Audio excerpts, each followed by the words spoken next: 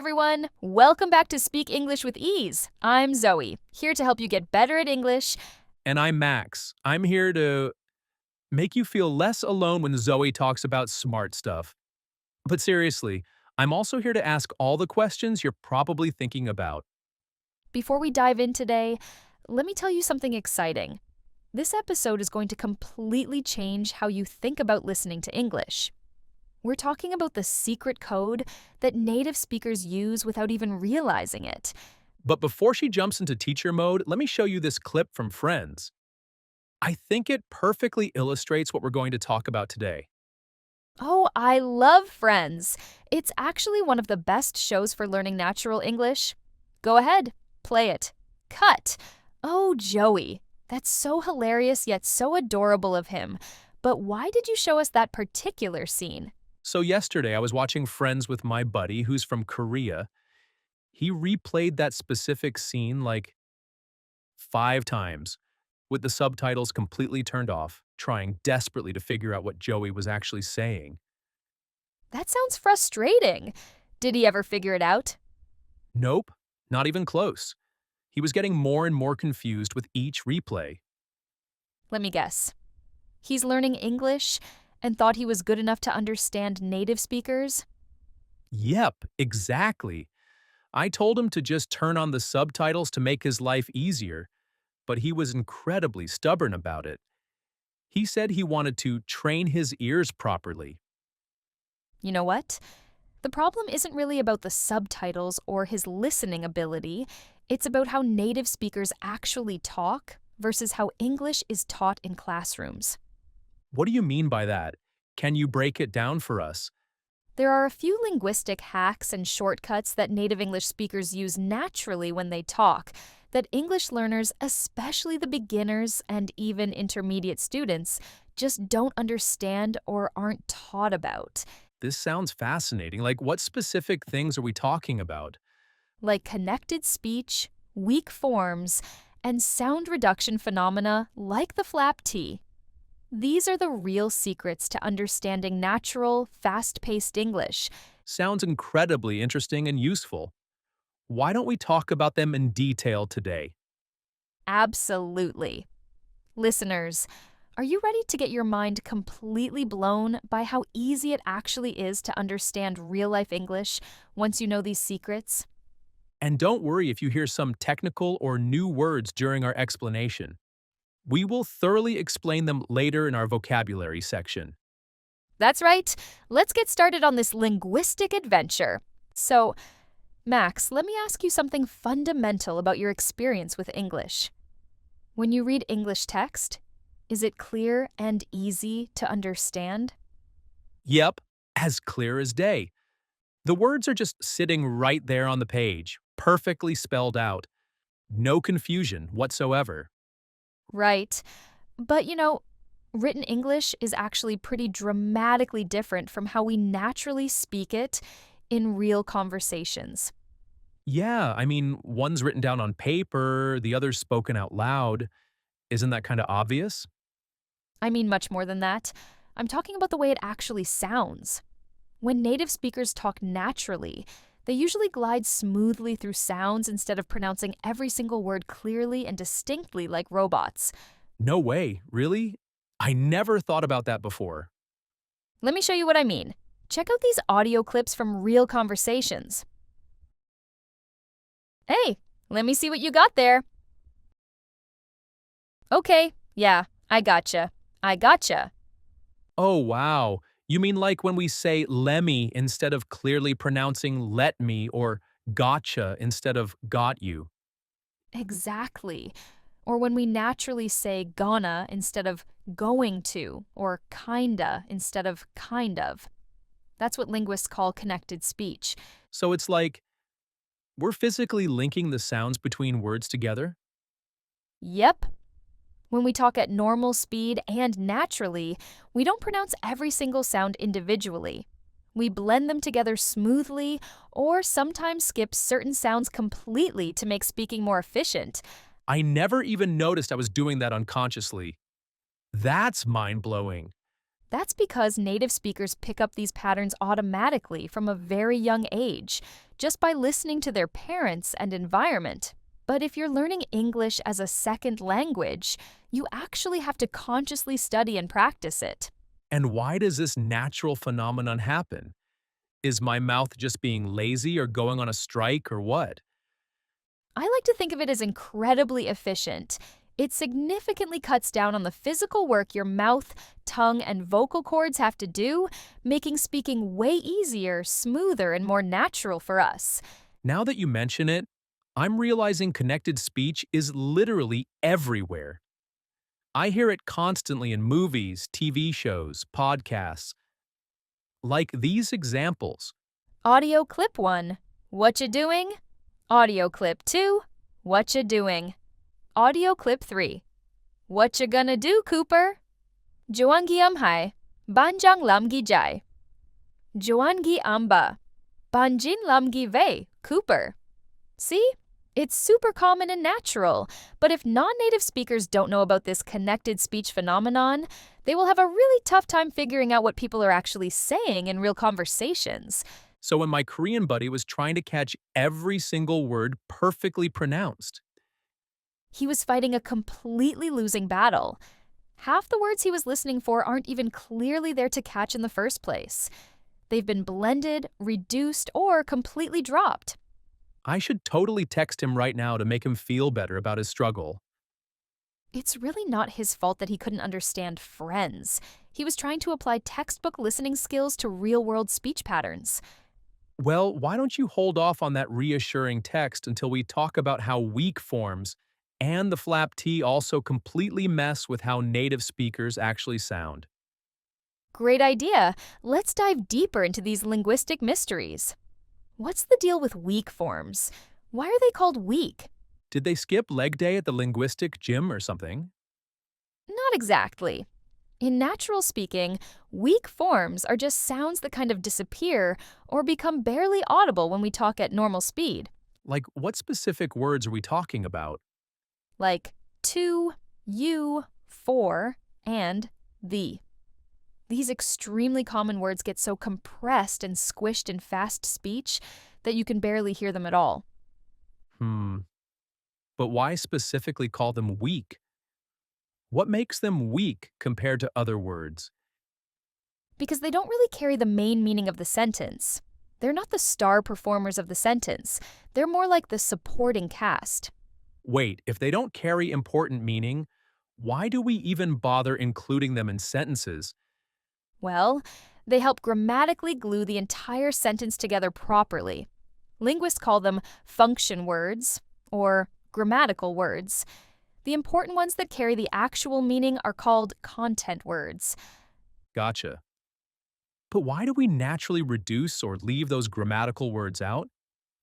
Well, when they aren't the focus of meaning or receiving special emphasis, they tend to be unstressed and their vowel sounds naturally reduce to what's called a schwa.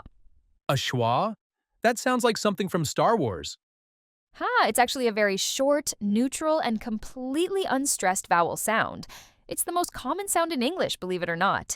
So, let's say if we reduce the word to, we have Want to becomes wanna. Like in these movie examples. You want to drink whiskey? Does anybody want to drink? I want to drink. You don't want to drink with me? wanna, oh, just like gonna for going to. This pattern is everywhere, but You're getting it. And we almost never say it clearly in natural speech. How are you becomes how are ya, or even just how are ya? and whatcha don't you gotcha, right? These are all the same pattern. Yes. And for is another sneaky one that trips up learners. What's it for becomes what's it for in natural speech. Oh, we also have du, which represents do you or did you as well. Yeah, like in these natural examples. Why do you think I left it here? May I ask you some questions? Do you mind? How do you do? This is absolutely wild. So these little grammatical words, they're like background music in a song? That's actually a perfect analogy. They're soft and quiet, but they hold the entire musical piece together structurally. So if my friend is trying to listen for the clear phrase, I want to go to the store, he's going to completely miss it. For sure. In real, natural speech, we'd actually say, I want to go to the store. The T's are barely audible. You can't hear what's barely even there. This explains so much frustration. What blows my mind is I've been using this linguistic system all along and never even consciously noticed it. I know, but once a learner picks up on this natural rhythm of the background music, they'll never be able to unhear it. It's like a linguistic awakening. Noted. Now come on, spill the tea about that other thing. What tea? The T exclamation mark. You know, the flap T phenomenon you mentioned earlier. Oh, please pardon my completely non-existent humor. I didn't prepare for your linguistic pun. So, anyway, the flap T is a distinctly American pronunciation phenomenon, I thought tea was more of a British thing with their crisp pronunciation. That's kind of ironic. right?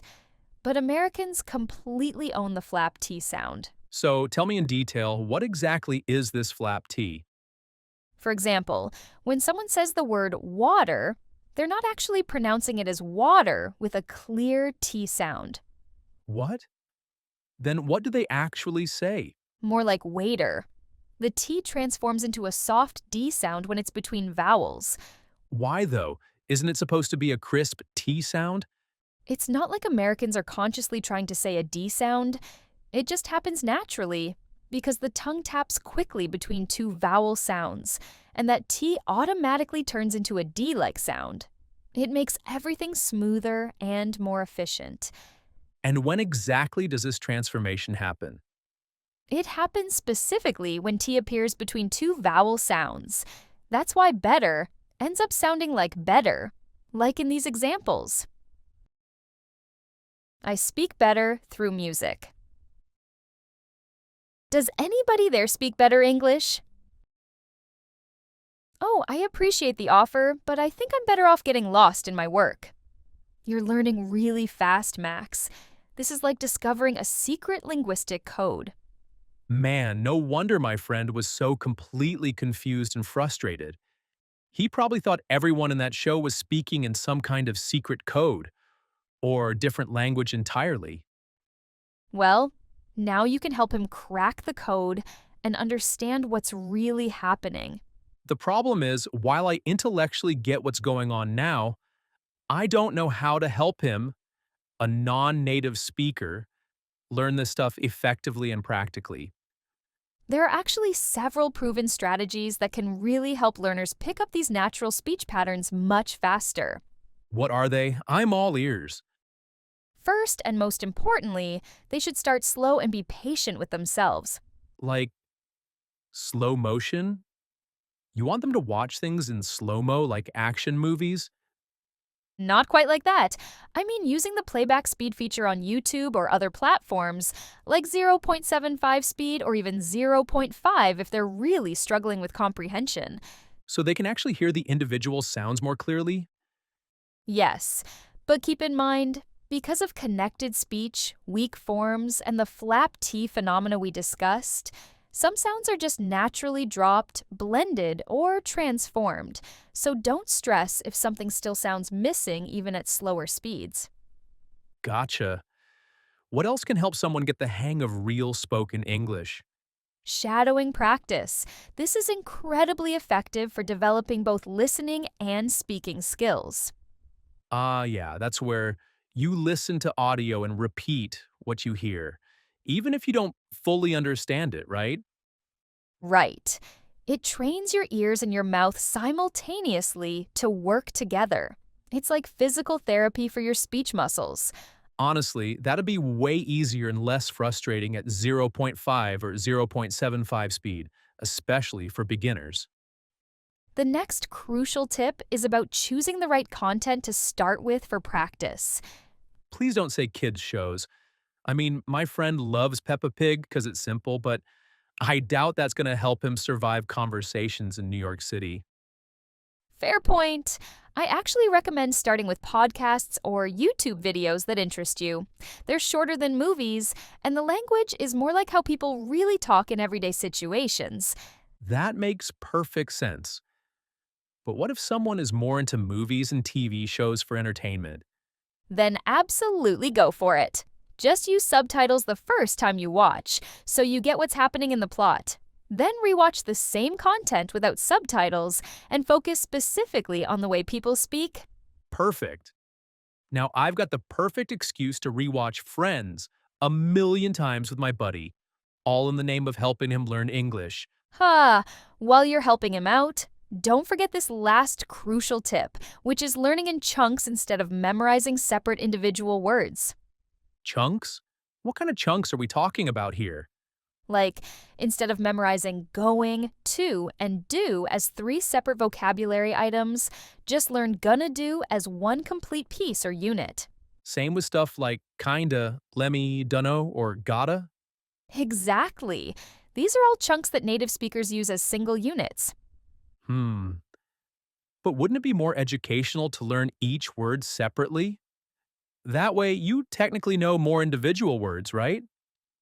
Not really. Quality over quantity, Max. Knowing 100 individual words means absolutely nothing if you can't use them naturally in real conversations. That's a great point. It's like learning to dance. You don't just memorize one isolated step at a time. You gotta practice the whole routine as a flowing sequence. Now you're getting it. And by learning in natural chunks, your brain will start recognizing these patterns automatically without conscious effort. So, realistically, how long does it take for someone to master all this complex stuff? It depends completely on the individual person, their background, and how much they practice. But my best advice? Be patient and kind to yourself throughout the process. You're totally right. Some people want overnight results, but end up getting super disappointed when progress is gradual. Are you speaking from your own experience with learning French? Don't even get me started on that linguistic nightmare. If I could count how many times I wanted to completely give up French on one hand, I'd need like 100 fingers or so. Well, I'm glad you stuck with it despite the challenges. And I hope everyone listening will stick with English too, even when it gets frustrating. Finally, I think it's time to go over some new vocabulary from our discussion today. But first, how about you grab a glass of water and do a quick stretch? Taking care of your physical needs helps your brain learn better. Zoe's spot on. Gotta keep both your body and brain happy to really learn at your best capacity. Are you ready for the new vocabulary section? Here we go. First, pick up something. It means to learn something casually or naturally without formal study or instruction. For example, she picked up conversational Spanish just by living in Mexico for a few months. Second, be on a strike. This means to stop working as a form of organized protest, usually to demand better working conditions or pay. For example, the teachers are on strike until they get fair pay and smaller class sizes. Third, figure out something. It means to find the answer or understand something after thinking about it carefully. For example, I finally figured out how to use this complicated new smartphone app. Fourth, hold off on something. It means to delay or wait before doing something, usually until you have more information. For example, let's hold off on making a decision until we have all the facts. Fifth, hold something together. It means to keep something from falling apart, literally or emotionally. For example, she held the entire team together during a really stressful period at work. Sixth, blow one's mind. It means to shock or amaze someone in a really intense, overwhelming way. For example, the special effects in that science fiction movie completely blew my mind. Seventh, get the hang of something. It means to start understanding how to do something well after practice. For example, It took me a few days of practice, but I finally got the hang of driving a manual transmission car. And finally, be into something. It means to really like or be interested in something. For example, lately I've been really into photography and photo editing as a hobby. So, Max, how are you feeling about everything we've discussed today? Honestly, kinda amazed and slightly overwhelmed. I've been speaking English like this my entire life and never even consciously realized what I was doing. Right? With all that connected speech, weak forms, and flap T phenomena, I bet you've really confused your non native speaker friends more times than you even know. Guilty as charged. But I never meant to make their learning journey more difficult. Just kidding. I bet he'd actually find it kinda comforting to know it's completely normal to not understand everything right away, especially natural speech. So true. So, to all our awesome listeners who are learning English, don't stress or feel bad if you can't catch every single word in movies or conversations. It's totally okay and normal. Trust me, your ears will definitely get better and more attuned if you maintain consistent practice over time. Why not pick one of the practical tips Zoe shared earlier and start implementing it today? Even just 5 minutes of focused practice each day makes a significant difference over time. Yep, and let us know your favorite tip in the comment section below. Don't forget to share this episode with friends who struggle to understand how English is really spoken in natural settings. Thanks for hanging out with us today and being such engaged listeners. Catch you in the next episode with more practical English learning tips. And in the meantime, keep calm and carry on with your English learning journey.